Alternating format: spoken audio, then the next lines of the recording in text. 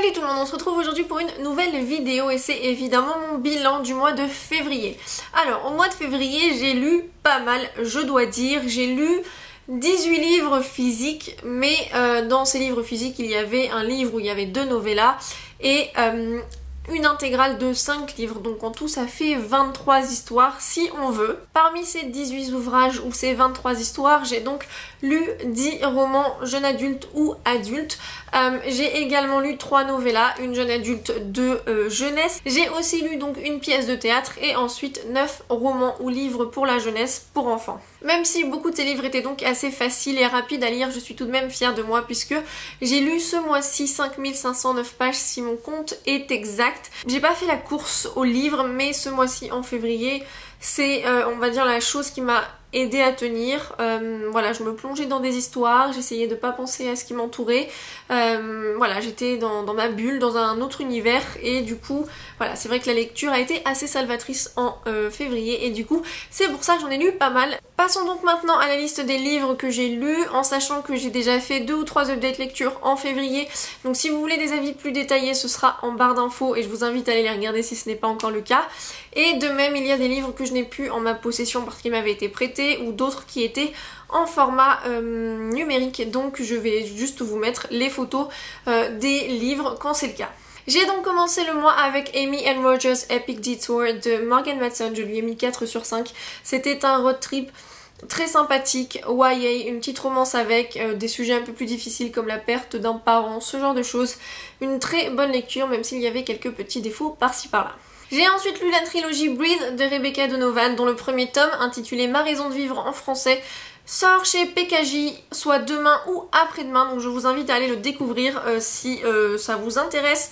Donc en anglais, l'ordre c'est Reason to Breathe, Barely Breathing et Out of Breath. Et si vous avez suivi mes updates lecture, vous savez donc que Reason to Breathe était un bon premier tome, même si personnellement je n'ai absolument pas réussi à accrocher avec le personnage principal et ce sera le cas dans les 2 tomes suivants.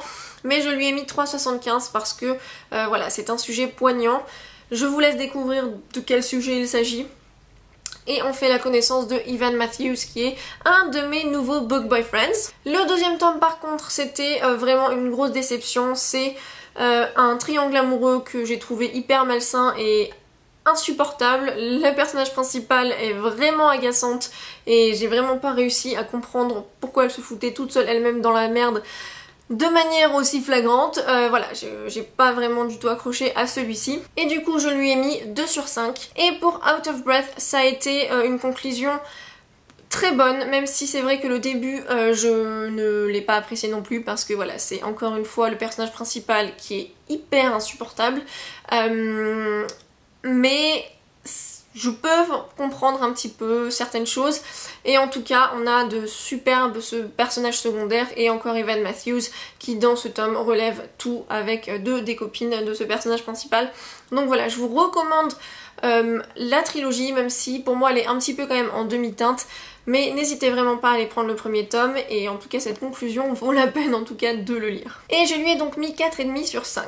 J'ai ensuite lu Un fil de Rain Burrowell et ça c'était une grosse déception, je lui ai mis 1,5 sur 5. C'est une romance contemporaine avec un petit aspect magique puisque le personnage principal discute au téléphone avec son mari mais dans le passé, donc avant que il soit marié tout simplement.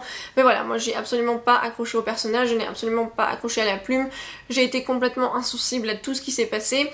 Et voilà, je me suis profondément ennuyée et ça a été vraiment une perte de temps pour moi, mais je sais que d'autres l'ont apprécié, donc n'hésitez pas à le découvrir. J'ai ensuite lu Les Justes de Albert Camus et là ça a été une très belle découverte, je lui ai mis 4,5 sur 5. C'est une pièce de théâtre qui met en scène en fait un terroriste ou un groupe de terroristes. Ils veulent assassiner le comte ou le duc, je ne sais plus déjà si c'est un duc ou un comte, à chaque fois j'oublie. C'est le grand-duc, voilà. Ils veulent assassiner quelqu'un qui est tyrannique. Et donc voilà, c'est un petit peu tout le cheminement de pensée de cet assassinat. C'était vraiment une lecture très poignante que je vous recommande chaudement parce que ça se lit vraiment très très vite. Je remercie Mathilde de me l'avoir fait découvrir parce que je serais sûrement passée à côté si elle n'en avait pas parlé dans ses favoris de 2014. J'ai ensuite lu Je suis un dragon de Martin Page et je lui ai mis entre 4 et 4,5 sur 5. J'arrive pas forcément à me décider, ça dépend des jours. C'est un livre sur les super-héros mais avec une prise assez unique et assez mature sur le sujet, avec des aspects un petit peu plus politiques, voilà, des prises de position sur certaines choses, même si c'est pas forcément fait consciemment exprès dans le livre pour dire voilà, moi je suis ça mais j'aime pas ce que tu fais de cette manière. Voilà, c'est plus de faire porter attention sur certaines choses, et en tout cas c'était une excellente découverte. J'ai beaucoup aimé la plume de Martin Page et il y a toujours un concours qui est disponible pour essayer de gagner cet exemplaire dédicacé. Et donc je vous mettrai le lien en barre d'infos si vous n'avez pas encore participé, ainsi que la vidéo dans laquelle je le recommande et j'en parle beaucoup plus en détail.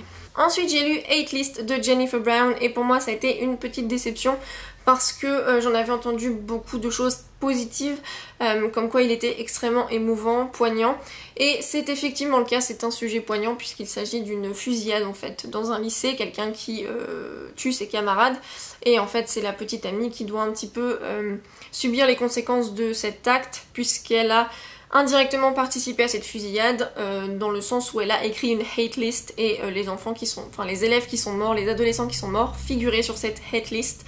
Donc voilà, moi j'ai été assez insensible en fait à cette histoire. Je n'ai pas particulièrement aimé les personnages et Valérie incluse. Donc voilà, ça a été un petit peu difficile, je me suis sentie détachée. Et voilà, je vous laisse voir mon update lecture si vous voulez en savoir un peu plus, j'en ai parlé un peu plus en détail. Mais voilà, je lui ai mis 2,5 sur 5. Ensuite, j'ai lu l'intégrale des chroniques de Spiderwick de Holly Black et Tony DiTerlizzi, qui a été une excellente découverte. C'est vrai que j'arrive un peu tard parce que ça fait longtemps que c'est publié. Et voilà, je pense que beaucoup ont grandi avec ce livre. Moi je le lis à 23 ans mais j'en ai pas perdu le plaisir. J'aurais été sûrement plus impressionnable à l'époque, mais voilà, j'ai tout de même passé un très bon moment. C'est de l'aventure, du fantastique, avec des créatures comme les gobelins, les elfes, ce genre de choses. 3 personnages enfantins, adolescents qui sont très attachants, et voilà, j'ai adoré les suivre dans toutes ces péripéties pour combattre un grand méchant, et voilà, c'était une très bonne lecture, je vous le recommande, et si je ne l'ai pas encore lu, je lui ai mis 4 sur 5. Ensuite, j'ai 3 petits livres d'enfants à vous présenter, je ne vous en avais pas parlé en update lecture, et quelqu'un m'a dit en commentaire que ça l'intéressait d'avoir un petit peu mon point de vue sur ces livres, donc je vais vous le faire maintenant assez rapidement, je l'espère. Le premier, c'est L'accrocheuse d'enfants de Gladys Constant. Comme vous pouvez le voir, c'est vraiment très très fin, c'est 48 pages. C'est un livre que sur le moment, j'ai pas été très emballée, mais j'avais pas non plus été hyper déçue, et puis en y réfléchissant, et ben j'ai vraiment finalement pas aimé tant que ça, parce que je trouvais le message porté par l'histoire assez mauvais, puisque c'est un groupe d'enfants qui se moquent d'une vieille dame qui pense être une sorcière, tout simplement parce qu'ils ont écouté leurs parents mais qui se sont trompés dans ce que les parents disaient. Ils pensaient à sourcière et eux ils pensaient sorcière, sauf que voilà, ils lancent des cailloux pour casser ses fenêtres. Et en fait ils imbriguent la petite fille de la grand-mère qui arrive, qui est toute nouvelle, et quand ils apprennent que c'est sa grand-mère, ils la laissent un peu partir, enfin ils la rejettent quoi, et finalement à la fin les enfants sont totalement... c'est pas un problème en fait ce qu'ils ont fait, c'est pratiquement on le prend à la rigolade, ils ne s'excusent pas, ce genre de choses. On est censé faire en sorte que les enfants respectent un petit peu les personnes âgées, et je trouve que c'est pas du tout ce message porté dans ce livre. Donc je lui ai finalement mis 2 sur 5, mais c'est vrai que j'ai un peu du mal à le noter. J'ai ensuite lu Lily Goth et la souris fantôme de Chris Riddell.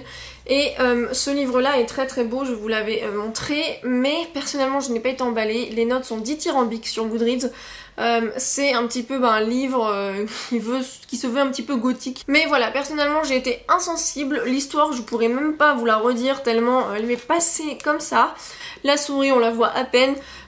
L'humour qui se veut être dans ce livre, pour moi il n'est pas destiné aux enfants, parce que par exemple on a des noms qui sont transformés, donc Marie Shelley c'est Marie chez les autres, mais un enfant de 10 ans ne connaîtra sûrement pas Marie Shelley, ou alors les temps ont changé, parce que moi à 10 ans je savais pas du tout qui c'était. Donc voilà, personnellement ça a été un petit peu une perte de temps, et j'ai vraiment pas pris un bon moment de lecture, donc je lui ai mis 2 sur 5. J'avais de grands espoirs pour celui-ci, c'est Seul avec mon chien de Béatrice Massini, parce que j'avais lu le début et ça me paraissait très très bien pour quelqu'un qui qui aime les chiens, qui aime les animaux, c'est un livre qui fait un petit peu penser à une ode aux animaux et aux chiens. En tout cas, le début est comme ça et j'ai vraiment été touchée par le début, par les premières pages, par les premiers chapitres. Mais après, je trouve que ça part dans un truc philosophique, mais alors...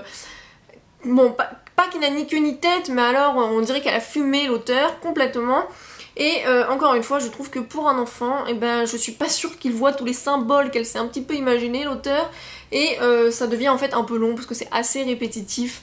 Et du coup, voilà, je n'ai pas trop aimé finalement, je lui ai mis 3 sur 5. Mais voilà, c'est un petit peu une dystopie avec un petit enfant et un chien qui m'a fait un petit peu penser au Passeur de Lois Lowry, mais alors vraiment pas du tout le même level. Voilà, c'est un enfant qui doit partir avec son chien parce que sa communauté est un tyrannique et ils veulent tuer tous les chiens. Mais voilà, une fois qu'ils sont partis et qu'ils se mettent en route et qu'il y a des problèmes, on n'y comprend plus rien presque. Mais voilà, si ça vous tente, n'hésitez pas. J'ai ensuite lu un livre pour le travail, c'est Emily Sparks and the Friendship Fiasco. Je ne sais plus le nom d'auteur, mais de toute façon vous aurez une image là de la couverture.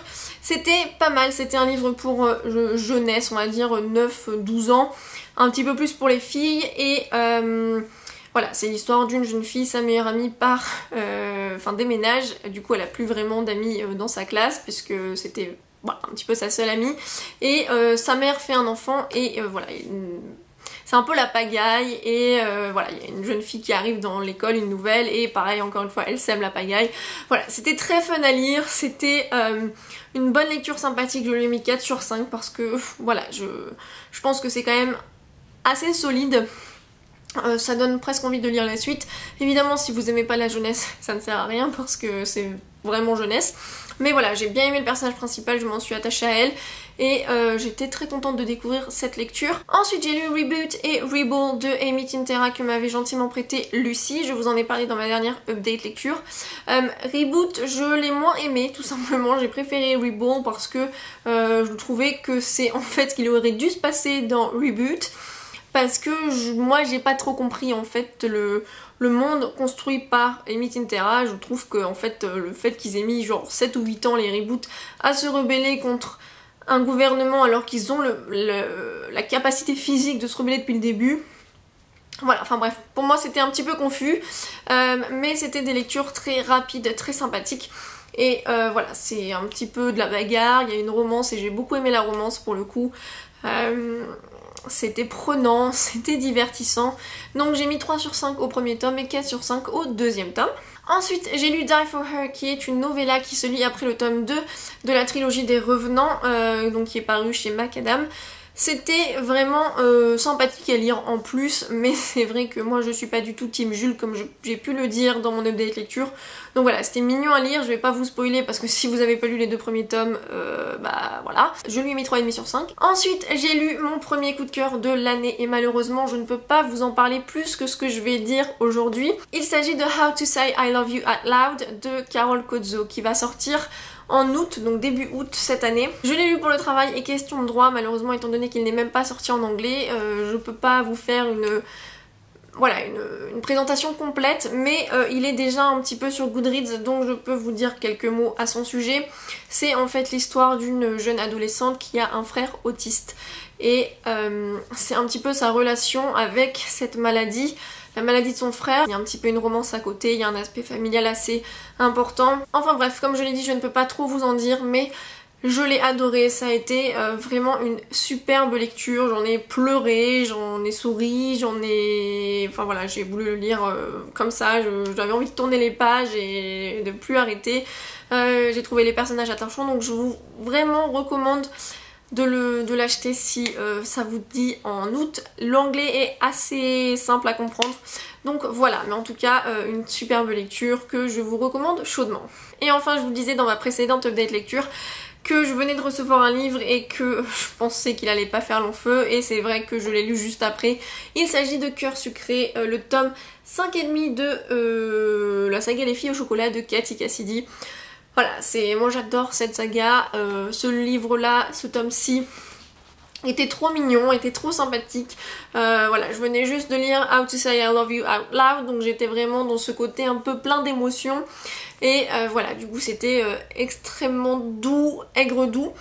Et je lui ai mis 4 sur 5. Si vous n'avez pas commencé cette série et que vous aimez la jeunesse, qu'est-ce que vous attendez? Parce que c'est vraiment très sympathique à lire. Donc voilà, si on résume, mes flops ont été en particulier Un fil de Rainbow Rowell, qui est vraiment le livre que je n'ai pas aimé ce mois-ci. A-List qui m'a quand même déçue.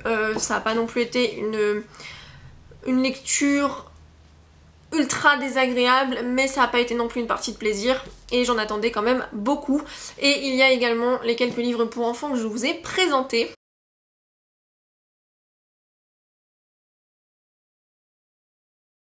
Donc dans mes tops, sans surprise, il y a effectivement Martin Page, Je suis un dragon, qui a été vraiment une superbe découverte. Ensuite il y a Les Justes de Albert Camus. Là j'en attendais un peu plus, mais je n'ai pas été déçue parce que voilà, c'était une lecture ultra poignante et ça faisait longtemps que j'avais pas lu de théâtre, donc voilà, c'était une redécouverte très sympathique également.